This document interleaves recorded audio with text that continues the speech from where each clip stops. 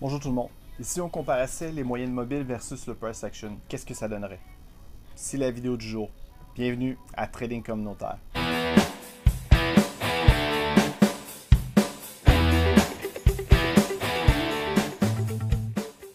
Une moyenne mobile est calculée en fonction du prix. Donc c'est pour ça que des fois, parfois que c'est intéressant de regarder par rapport au price action. Donc à moins que vous faites confiance à des algorithmes, à des systèmes de calcul.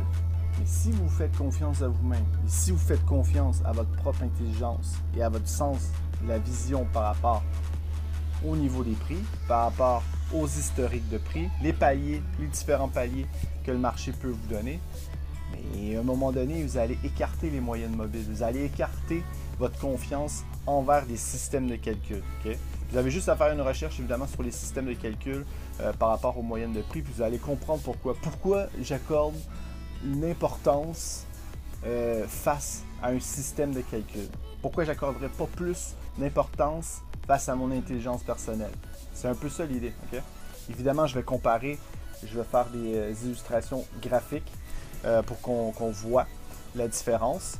Mais c'est la question que je vous pose. Est-ce que vous êtes prêt à faire confiance beaucoup plus à des indicateurs techniques que de vous faire confiance à vous-même, à votre sens de l'observation? Donc, c'est ce qu'on va montrer aujourd'hui. Bon, exemple numéro 1, on est au mois de décembre. Ici, on a la moyenne mobile 200, je l'ai définie en rouge, et on a la moyenne mobile 50 définie en bleu. Donc, on va analyser ces deux moyennes-là qui restent les moyennes, entre guillemets, stars, les plus suivies. Okay? Je ne rentrerai pas dans les autres, là, les MM20, MM17, tout ça. Voilà, ok. On va prendre que les plus grandes. Encore là une fois ici, je prends un petit exemple du mois de décembre, okay, où il y a clairement une accumulation qui a fait décaler les cours à la hausse, voyez-vous. Donc à ce moment-là, la moyenne mobile 50 était très peu utile, la moyenne mobile 200 très peu utile, si ce n'est pour définir un niveau de pullback. Okay? Puis souvent les niveaux de pullback, et là je suis en 4 heures quand même, hein? La moyenne mobile 200 peut être intéressante en effet. Okay? Donc voilà, c'est sûr c'est des exemples parmi tant d'autres, mais c'est juste pour vous montrer quand même, quand vous prenez la notion ici de price action, ou quand vous voyez ici évidemment une accumulation qui est relativement très claire, okay? Ça vous définit vraiment un niveau de pullback qui est intéressant. Donc en quoi à ce moment-là les moyennes mobiles nous aident. C'est pour ça que quand vous avez l'intelligence, la clairvoyance, entre guillemets, je dis ça, vous regardez votre graphique, vous voyez ici qu'il y avait quand même eu quelque chose qui était quand même intéressant au mois de décembre. Vous pouvez utiliser évidemment le volume pour vous aider. Vous scannez votre région, vous essayez de définir une région, une zone. Après, ça vous donne la zone. Mais grosso modo, si on arrive ici sur les 34 006 à ce moment-là, mais c'était peut-être une zone d'intérêt, tout simplement. Voilà, parce qu'on a eu une accumulation en soi. Donc, voyez-vous la différence un peu entre les deux. Donc, ce qui est intéressant, c'est que on n'en a pas eu besoin. On n'a pas eu besoin des moyennes. Okay? On a réussi par notre vision personnelle, à nous, c'est notre vision personnelle, dans le sens où c'est pas parce que c'est la mienne, ça peut être très bien la vôtre et à plusieurs personnes que vous êtes capable de voir les prix. On se comprend? C'est pas plus compliqué que ça, parce que vous savez, encore une fois, que les moyennes sont calculées en fonction des prix. C'est des calculs, là. Allez voir les systèmes de calcul moyenne mobile. Ça va vous donner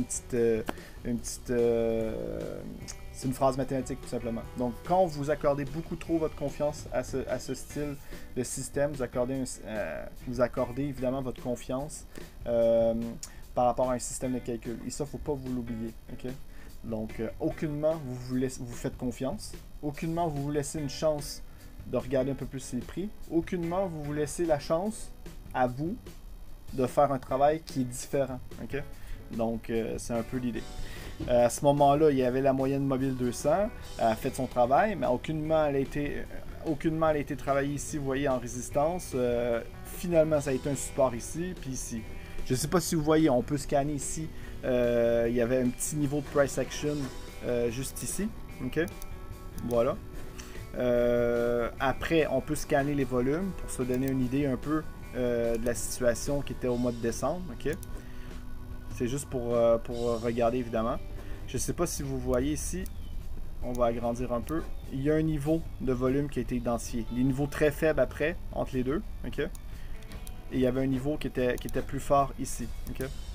Évidemment, après, il faut utiliser sa logique. Quand vous voyez une distribution qui est quand même forte, ce qu'on a déjà vu dans d'autres vidéos, les overlaps, tout ça, quand vous voyez une différence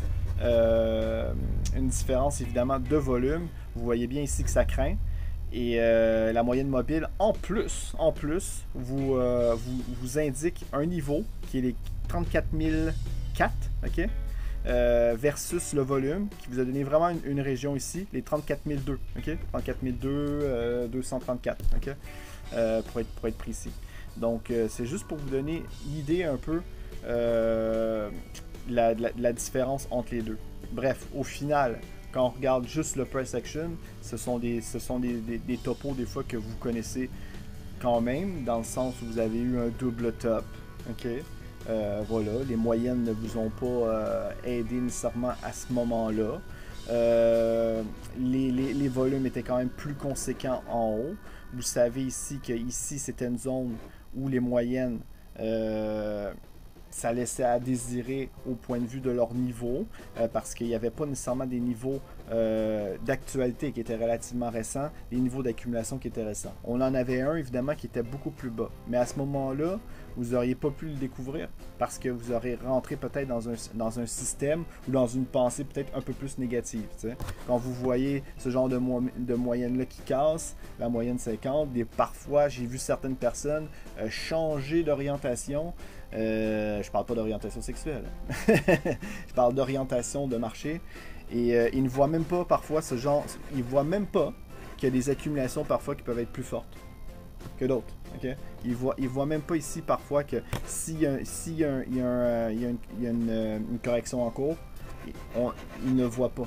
Donc on ne peut pas voir les volumes, on ne peut pas voir les systèmes d'accumulation si on consacre notre temps uniquement à la lecture des moyennes. Autre exemple ici, au mois de novembre. Okay? Voyez-vous le price action, quand je parle, mettons, d'overlap tout simplement. Vous avez ici un overlap, vous avez une bande basse. Okay?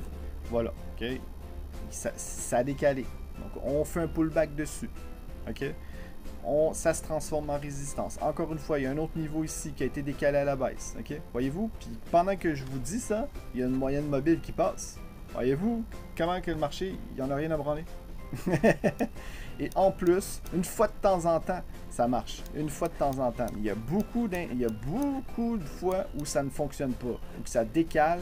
Et après, quelle est la gestion de tout ça? Okay? Outre que quand vous voyez un niveau de price action cassé, le niveau de price action, quand vous faites confiance aussi, quand vous faites confiance dans le sens où vous regardez l'historique des prix, okay? Ben vous voyez évidemment que c'est une vision qui est différente. Okay? Puis en plus, ce qui est intéressant, c'est que c'est votre vision personnelle à vous. Okay? Vous êtes capable de voir par vous-même qu'il y a des systèmes de clôture, que parfois le marché peut monter en tendance. Parfois, vous êtes capable de le faire, évaluer la tendance sans que vous ayez recours à ça. Sans que vous ayez recours à ça. Okay? Et en plus, ce qui est intéressant, c'est que parfois vous avez des niveaux d'intervention que vous connaissez déjà parce que vous connaissez votre prix. Okay? Vous savez ici que j'ai une accumulation, okay? À titre d'exemple. J'ai une accumulation ici. Okay?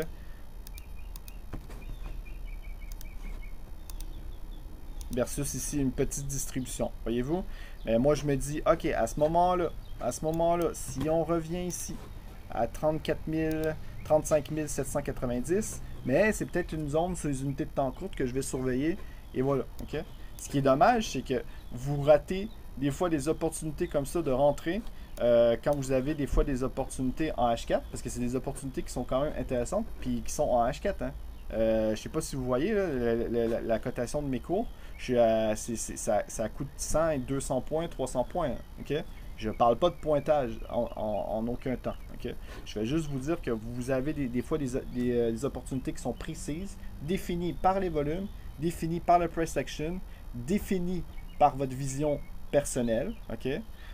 Vous pouvez définir, admettons, vous avez une forme chartiste ou quoi que ce soit, vous pouvez la voir par vous-même et définir un niveau évidemment que si on a un retour de prix, que vous allez pouvoir en bénéficier tout simplement.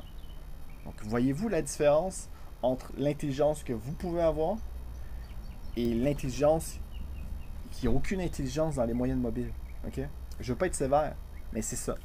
Donc il ne faut pas oublier que les moyennes mobiles ont été une promotion de différents influenceurs. Okay? Souvent, c'est ce qu'on vous met. Moi, à l'époque, c'est souvent un indicateur qui m'était soumis. Okay? C'était difficile pour moi parce que la plupart des Américains, eux, des traders américains, qui sont quand même reconnus, trade sans indicateur. Mais comment ils font? T'sais? Comment ils font? C'est pas évident. Et parfois, à un moment donné, à force de regarder les graphes, à force de regarder les graphiques, et quand on se donne la peine de regarder les prix, ça nous saute aux yeux qu'il y a une évidence dans l'étude des prix, dans l'étude des supports qui se transforment en résistance, dans l'étude, peu importe, vous voyez des formes chartistes, ok, ça vous plaît, il n'y a pas de souci. Vous pouvez les voir, donc vous avez une étude, donc vous n'avez pas besoin d'indicateurs techniques, ok? C'est juste ça que ça veut dire. Et là, on voit ici un petit dernier exemple. Vous voyez, la MM50 a quand même fait un certain travail. Okay? Elle s'est fait pivoter, évidemment. Elle s'est fait balader pour finalement la sortir à la baisse. Okay? Il n'y a pas de souci. Okay? Là, vous voyez ici, il y a une distribution. Il y en a une ici. On était quand même capable de définir un niveau. Vous avez encore une fois ici un niveau, évidemment, de distribution. Vous scannez ça. Vous voyez, vous avez peut-être un rebond en cours. Vous essayez d'évaluer un pullback. Donc, à partir du moment où vous êtes ici, franchement, vous voyez que le volume, qu'on a franchi, évidemment, un palier. On a franchi un système d'accumulation. Par la confirmation, évidemment, à la baisse, ça devient une distribution. Okay? Mais on est capable d'établir, évidemment, une zone. Okay? À ce moment-là, okay? C'est peut-être intéressant d'intervenir et de dire, OK, peut-être que la moyenne mobile 50 est intéressante. Okay? Peut-être. Okay? Mais à ce moment-là, moi, si je mets mon graphique ici, j'ai un template ici, et je mets mon graphique en neutre. Okay? Voyez-vous comment on voit quand même mieux sans les moyennes mobiles, tout simplement. Mais je peux comprendre que vous en êtes attaché parce que c'est souvent ça qui est en promotion. Certains indicateurs techniques, ça vous fait transiger souvent beaucoup trop pour rien. Parfois, vous connaissez vos prix à l'avance. Ça vous fait perdre votre temps pour rien. Okay? Donc, le temps, là, c'est important. Hein? Je ne sais pas si vous savez, le temps, là, ça passe très vite. Et la vie, ça passe très vite. Okay? Si vous connaissez déjà votre prix entre les deux, vous n'avez pas besoin d'attendre une confirmation d'une moyenne. Vous n'avez pas besoin d'attendre que la moyenne arrive dans votre zone et que là, vous planifiez. Moi, je le sais ici, à 34 006, que c'est intéressant. Je n'ai pas besoin de moyenne pour ça. Donc, moi, ça conclut. Vidéo rapide. Price action versus les moyennes mobiles. N'hésitez pas, si vous avez apprécié, de liker, de vous abonner, évidemment, si ce n'est pas fait, pour faire en sorte que notre chaîne évolue. On aime le price action, évidemment. On est une communauté. On aime ça mettre de l'avant. Puis voilà quoi. Donc, sur ce, je vous dis à plus, à la prochaine vidéo.